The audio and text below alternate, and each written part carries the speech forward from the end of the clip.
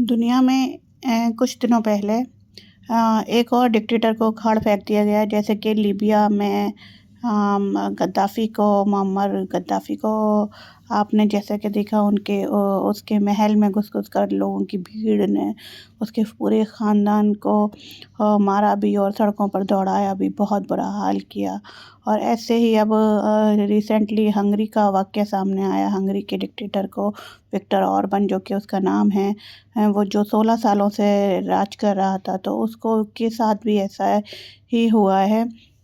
उस वहाँ की पूरी पब्लिक ने रिवॉल्ट कर दिया और अपने यहाँ तक कि वो इलेक्शन जीत गया था, तो उसके बावजूद भी उसकी गवर्नमेंट को उखाड़ फेंक दिया। जैसे कि अभी आपने कुछ 1-2 साल पहले देखा कि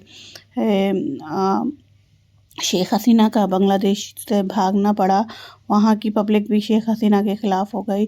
तो जब आप ज़ुल्म को, अपनी तानाशाही को जब बढ़ा लेते हो, तो तब एक वक्त तक तो एक पब्लिक जो है वो, और उनको सप्रेस करते हैं, उनकी आवाज़ों को, तो एक वक्त तक तो जो है पब्लिक जो है सहती है, उसको लोग सहते हैं।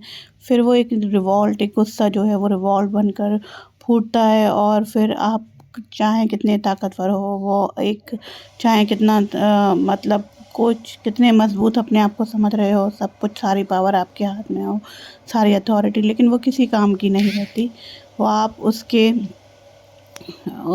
वो आपको पूरी तरह से, वो पब्लिक जो है आपके रूल को, हर चीज़ को बिल्कुल दरकिनार करके आपको उखाड़ फेंकती है। ऐसे ही बहुत सारे फैक्ट और उसके पॉइंट्स जो हैं ध्रुव राठी ने अपनी वीडियो में सामने रखे हैं, जो उसने किया रिसेंटली, तो वो सब आप अभी इस वीडियो में देखें। दुनिया में एक और डिक्टेटर को उखाड़ फेंक दिया गया है। मैं बात कर रहा हूं हंगरी के देश की। ये बंदा विक्टर ऑर्बन पिछले 16 सालों से इसने देश का बेड़ा गर्क कर दिया था। यहां पर ये समझना जरूरी है, ध्यान से सुनना, इसने एग्जैक्टली क्या क्या किया। स्टेप 1, पहले पूरे मीडिया को कैप्चर कर लिया। अपने अरबपति मित्रों को सारे सरकारी कॉन्ट्रैक्ट्स दिए और उन्होंने उसी पैसे से जाकर देश के ज्यादातर मीडिया हाउसेस को खरीद लिया।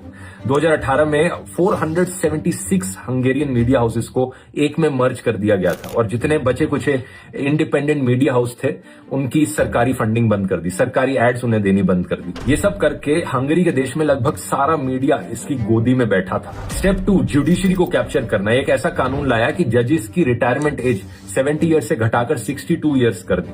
हुआ क्या, एक ही झटके में देश के 20% जजेस को रिटायर होना पड़ा और इसकी वजह से जो जजेस की सीटें खाली हुई, इसने अपने चाटुकारों को जजेस की सीट पर बिठा दिया। इसने एक नेशनल जुडिशियल ऑफिस बनाया जिसमें खुद को पावर दे दी सारे जजेस को अपॉइंट करने की, जजेस को फायर करने की, जजेस को ट्रांसफर करने की, और यहां तक कि कौन सा केस किस जज के सामने जाएगा, ये पावर भी इसको दे दी गई। मतलब इस बंदे के खिलाफ अगर कोई करप्शन केस आता तो ये खुद से डिसाइड कर लेता कि ये वाला केस ये जज सुनेगा जो मेरा चाटुकार है, मेरा ही अपॉइंट किया हुआ बंदा है। स्टेप 3, इसने पूरा इलेक्शन सिस्टम ही बदल डाला। हंगरी के पार्लियामेंट में 286 सीट्स होती थी, इसने घटाकर 199 सीट्स कर दी। कॉन्स्टिट्यूएंसीज को दोबारा से रीड्रॉ किया गया और ऐसे रीड्रॉ किया गया कि इसकी पार्टी को हमेशा एडवांटेज मिले। इसके अलावा 2 राउंड वोटिंग को हटाकर सिंगल राउंड वोटिंग कर दी गई, पूरे कॉन्स्टिट्यूशन को बदला गया। लेकिन असली कहानी यहां पर यह है दोस्तों कि इतना सब करने के बाद भी इस डिक्टेटर को हंगरी की जनता ने उखाड़ फेंका और इसके लिए सबसे बड़ा क्रेडिट जाता है ऑपोजिशन लीडर पीटर मोग्यार को। ये लिटरली पैदल पूरे देश का चक्कर लगाया इन्होंने, डोर टू डोर गए, लोगों से मिले, दरवाजे खटखटाए, सबको समझाया कि देश किस हद तक गिर चुका है। बाय द वे, करप्शन की हालत इतनी बुरी हो गई थी विक्टर ऑर्बान की सरकार में कि हंगरी को for the 4th consecutive year पूरे यूरोप का सबसे करप्ट देश माना जाने लगा था। पीटर ने यहां पर इन्वेस्टिगेटिव जर्नलिज्म का भी सहारा लिया, लाइव रिकॉर्डिंग्स की, ऑडियो क्लिप्स लीक करी करप्शन का सबूत दिखाते हुए। पिछले 1 साल में लोगों ने भी अपनी ताकत दिखाई, भारी भारी प्रोटेस्ट हर शहर में देखने को मिले और फाइनली इसका नतीजा अब यह हुआ कि पीटर ने जब इलेक्शन लड़ी 53.6% वोट्स के साथ लैंडस्लाइड विक्ट्री हासिल कर ली। इलेक्शन जीतने के बाद पीटर ने साफ कहा, हमने देश को दोबारा आजादी दिलाई है, together we have liberated Hungary. Leváltottuk az Orbán rendszert, közösen felszabadítottuk Magyarországot, visszavettük a hazánkat। और बेस्ट चीज तो ये हुई कि इलेक्शन जीतने के बाद ये उसी मीडिया चैनल पर इंटरव्यू देने जाते हैं जहां पर इन्हें बदनाम किया गया था, देशद्रोही कहा गया था, और सीधा उस जर्नलिस्ट के मुंह पर कहते हैं कि मैं तुम्हारा चैनल बंद करवाऊंगा। Hogy ennek a hazugsággyárnak a Tisza kormány megalakulása után vége van, fel fogjuk függeszteni azonnal ezt a hazug hírszolgáltatást, amit folyik.